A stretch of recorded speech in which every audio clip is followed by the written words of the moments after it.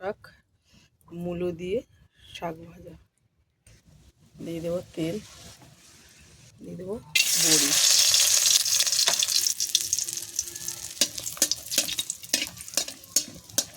বড়িটা আমি ভাজা করে তুলে নেব।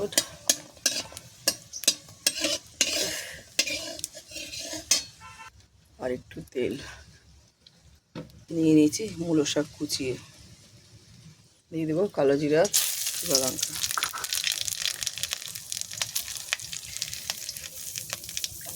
দিয়ে দেবো যে মূলো কুড়িয়ে রেখেছিলাম, মূলোটা একদম কুড়িয়ে রেখেছিলাম।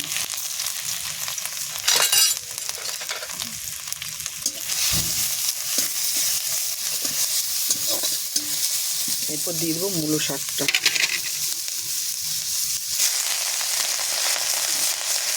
মূলো শাকটার মধ্যে অনেকে মূলো শাক খেতে চায় না, একটু মূলো দিয়ে করলে এটা সবাই খাবে। আমি যেভাবে করছি এভাবে মূলো শাক করলে সবাই খাবে, বাচ্চা ছোট বড় সবাই।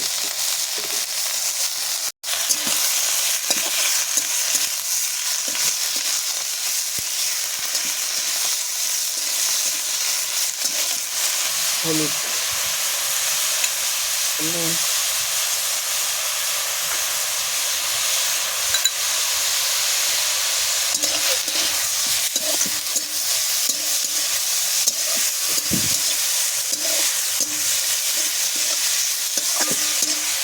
গ্যাসটা ধিমে যা হবে ঢাকা দিয়ে দিলাম। ঢাকনাটা খুলবো।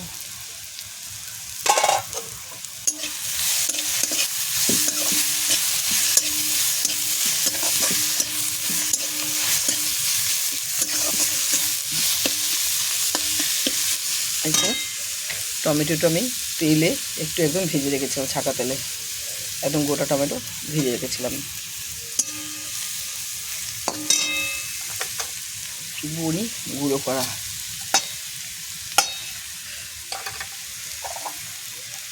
এতগুলি কাঁচা লঙ্কা,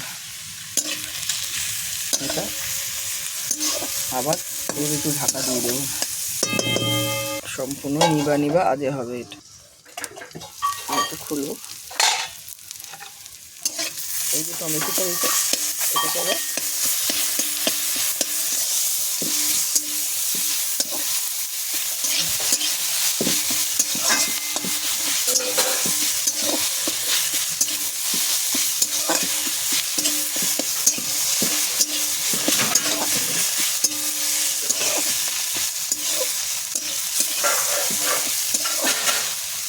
দিয়ে দেবো চিনি।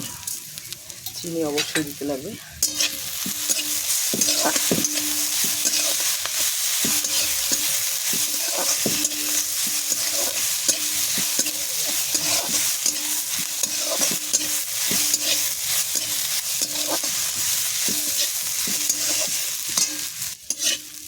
নামিয়ে নেব। শাকটা হয়ে গেছে, মানে এটা হচ্ছে মূলো শাকের ঘন্ট। মূলো শাকের ঘন্ট মানে মূলো আর শাক দিয়ে ঘন্ট, বড়ি দিয়ে, এই জন্য এর নাম মূলো শাকের ঘন্ট। মূলো শাক আর মূলো আর শাক আর হচ্ছে বড়ি আর টমেটো দিয়ে ঘন্ট।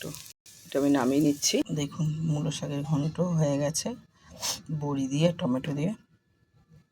ভিডিওটি ভালো লাগলে লাইক করবেন, কমেন্ট করবেন আর শেয়ার করবেন। অবশ্যই এইভাবে মূলো শাক ফেলবেন না, এভাবে বানিয়ে খাবেন।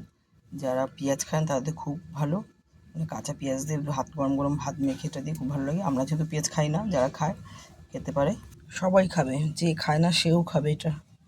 এটা এত সুন্দর একটা খাবার। আর যদি শুকনো লঙ্কা ভেজে রাখেন তাহলে আরও ভালো।